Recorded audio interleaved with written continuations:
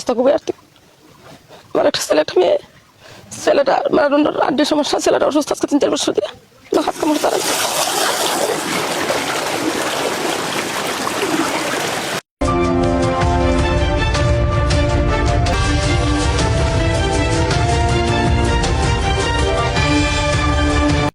হবিগঞ্জ জেলার বন্যা পরিস্থিতি দিন দিন আরো ভয়াবহ রূপ ধারণ করছে। টানা ভারী বর্ষণ এবং উজান থেকে নেমে আসা পাহাড়ি ঢলের কারণে জেলার বিভিন্ন এলাকায় এখনো হাঁটু সমান থেকে কোথাও কোথাও কোমর সমান পানি জমে রয়েছে। হাজারো মানুষ পানিবন্দী হয়ে মানবতার জীবনযাপন করছেন। সবচেয়ে বেশি সংকটে রয়েছে খাদ্য, বিশুদ্ধ পানীয় জল এবং প্রয়োজনীয় ঔষধের ব্যবস্থা।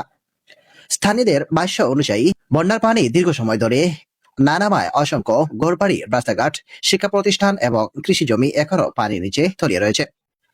অনেক পরিবার নিরাপদ আশ্রয়ে চলে গেলেও বিপুল সংখ্যক মানুষ বাধ্য হয়ে পানিবন্দী অবস্থায় নিজেদের ঘরেই দিন কাটাচ্ছেন। বন্যার কারণে স্বাভাবিক জীবনযাত্রা প্রায় থেমে গেছে। অনেক এলাকায় রান্না করার মতো শুকনো জায়গাও নেই। ঘরের ভিতরেও পানি থাকায় শিশু, নারী ও বয়স্ক মানুষ সবচেয়ে বেশি কষ্টে রয়েছেন।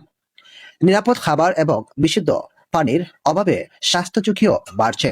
এই বন্যার সবচেয়ে হৃদয় বিদারক ঘটনাগুলোর একটি ঘটেছে রানু বেগমের পরিবারের। স্থানীয়দের দাবি, বন্যার তীব্র স্রোতে তার একমাত্র বসতঘরটি সম্পূর্ণ ধসে পড়েছে।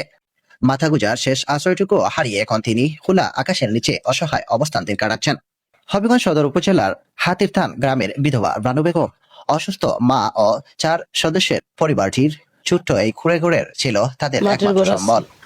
হালকা পানি নিয়ে আমার ঘর ভাঙছে। অবস্থা খুবই আর্থিক। আমার একটা ছেলে একটা মেয়ে, ছেলেটা আড্ডির সমস্যা, ছেলেটা অসুস্থ আজকে 3-4 বছর দিয়ে না হাত কামড় তারা না। আমার মেয়েটা স্কুল ছাড়াইয়া চাকরি দিচ্ছি, যাতে সংসার চলে। ঘর তোলার মতন অবস্থা আমার নাই। আমি যে ঘর তুলবো, কিছু মাল চামানা দৌড়া লইয়া বার হয়েছি, আর কিছু নষ্ট হয়েছে, বাসায় এনেছি।